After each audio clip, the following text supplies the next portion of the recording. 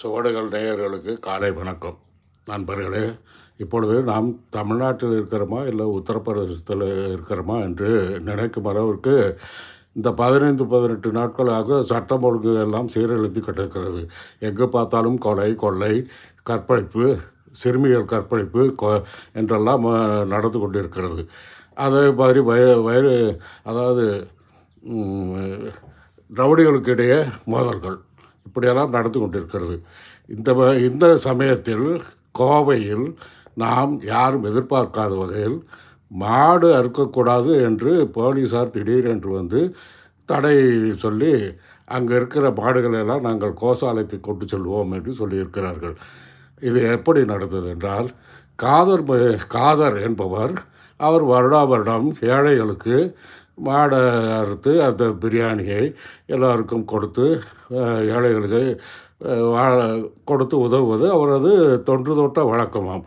இந்த வழக்கத்தின்படி அவர் தனது car shuttle மாடு அறுத்து அந்த விருந்துக்கு ஏற்பாடு செய்து கொண்டிருக்கிறார். அந்த சமயத்தில் தான் கோவை போலீஸார் வந்து இப்படியெல்லாம் செய்யக்கூடாது, நாங்கள் இங்கு உள்ள மாடுகளை எல்லாம் கோசாலைக்கு கொண்டு போகிறோம் என்று சொன்னோன்னு அங்கு உள்ளவர்கள் ஏன் எப்பொழுதும் இல்லாத அளவுக்கு ஒரு பதட்டத்தை உண்டு பண்ணுகிறீர்கள் என்று கேட்டதற்கு அவர்கள் சரியான பதில் சொல்லவில்லை. இது முதலமைச்சர் அவர்களுக்கு தெரிந்தே நடந்ததா அல்லது அவர் உத்தரவுப்படி நடந்ததா இல்லை தெரியாமல் நடந்ததா என்பது கேள்விக்குறி. இப்பொழுது அது தெரியாமல் நடந்திருந்தால் அந்த காவல்துறை அதிகாரி மீது கட்டாயம் நடவடிக்கை எடுத்து ஆக வேண்டும். அப்படி நடவடிக்கை எடுப்பார் விஜய் என்றால் அது ஒரு கேள்விக்குறி தான். இதுவரைக்கும் மௌனமாகத்தான் இருக்கிறார். இந்த பிரச்சனை நமது காதுக்கு அந்த அளவுக்கு முதலமைச்சர் காதுக்கு போகாமலா இருக்கும். அப்படி இருக்கையில் அவர் எதுவுமே சொல்ல கிடையாது, மௌனம் சாதிக்கிறார்.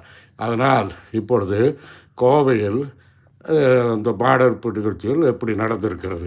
இதே சமயத்தில் வங்காளத்திலும் இதே மாதிரி பிரச்சனை வந்தவுடனே அங்கே உள்ள முஸ்லீம்கள், நாங்கள் இனிமேல் கோபால பக்தர்கள், நாங்கள் மாடு அறுக்கப் போவதில்லை, நாங்கள் ஆடு வாங்கி அறுத்து கொள்கிறோம் என்று சொன்னவுடன் அங்கு உள்ள மாடு விற்கும் வியாபாரிகளுக்கு பெருத்த வியாபார நஷ்டம். மாடுகள்லாம் விலைக்கு போகலையாம். அதனால் தயவுசெய்து வாங்குங்கள் என்று கெஞ்சக்கூடிய அளவுக்கு இருக்கிறார்களாம்.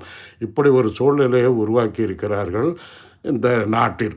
இது பாஜக இதனால் அரசியல் லாபம் அடையலாம், ஆனால் மக்களுக்கு பதட்டம், பிரச்சனை, தேவையில்லாத போலீஸ் தொல்லை என்றெல்லாம் ஏற்படுகிறது. இதையெல்லாம் எப்படி அவர்களே தூண்டுகிறார்கள். இப்பொழுது தமிழ்நாட்டில் இதுவரைக்கும் திமுக